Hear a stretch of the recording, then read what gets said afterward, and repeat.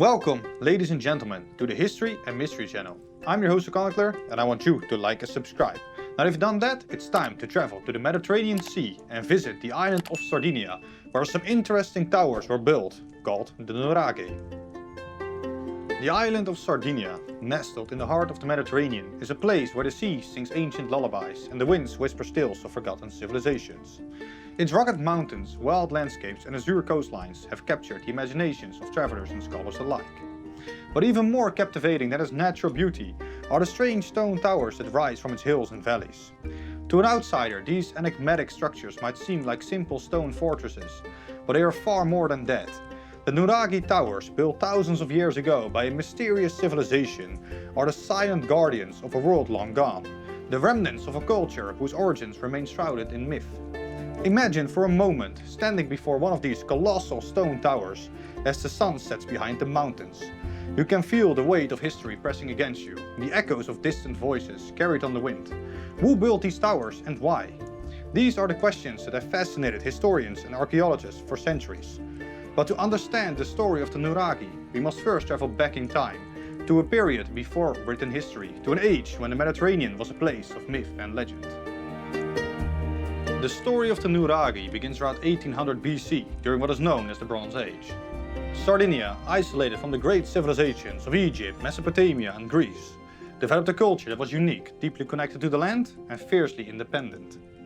The people who lived on this island were masters of stonework, crafting tools, weapons, and eventually the towering Nuraghi that would define their civilization.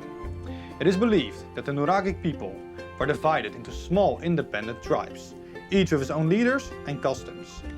They were skilled in agriculture and animal husbandry. What set them apart was their ability to work with stone. They built their homes and villages out of the rock that was abundant in the Sardinian landscape, and over time they began to construct the Nuraghi, massive circular towers made from large blocks of basalt and limestone. Standing inside a Nuraghi, you would be struck by its sheer size and complexity. Some of these structures reach heights over 20 meters with thick walls and narrow passageways. The interior is dark and cool with small windows letting in just enough light to illuminate the spiral staircases that lead to the upper floors. These towers were not simple watchtowers or forts. They were multifaceted buildings and likely served as homes, storage spaces and places of worship. But what drove the Nuragic people to build such grand structures? Was it a desire for protection, a display of wealth and power, or something more spiritual? The true purpose of the Nuraghis is still a matter of debate, but what is clear is that these towers became the center of Nuragic life, both physically and symbolically. They stood as monuments to the people's strength and resilience and connection to the land, a legacy carved in stone.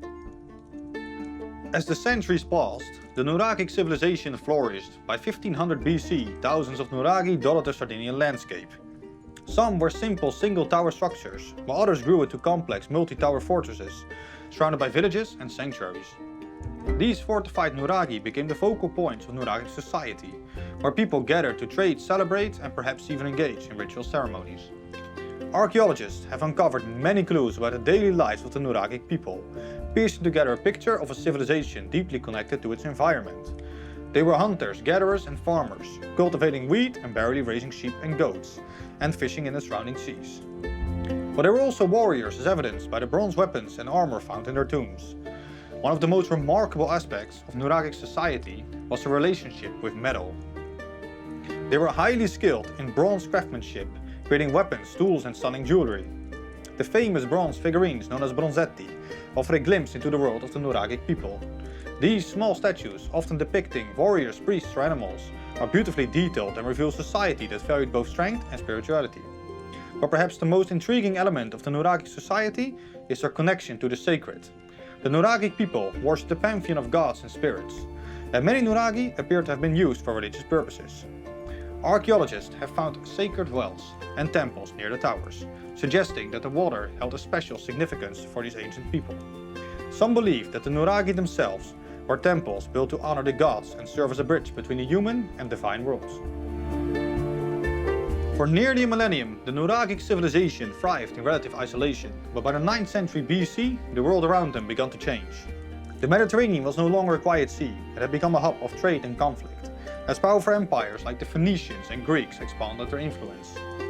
At first, the Nuragic people benefited from this new wave of contact with the outside world.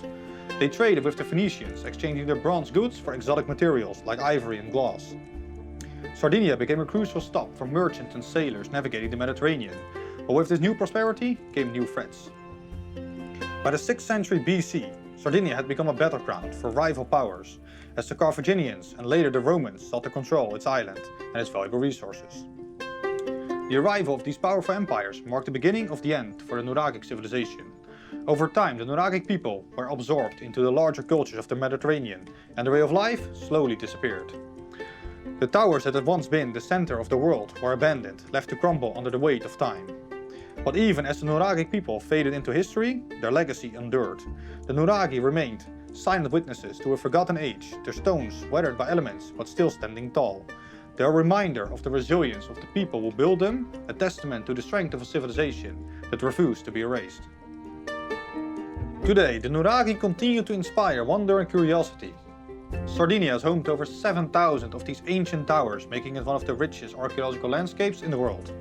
Each Nuraghi tells a story not only of the people who built it, but of the island itself, its history, its culture and its enduring connection to the past. For the people of Sardinia, the Nuraghi are more than just historical relics. They are symbols of identity and pride, a link to a time when their ancestors shaped the land with their hands and their imagination.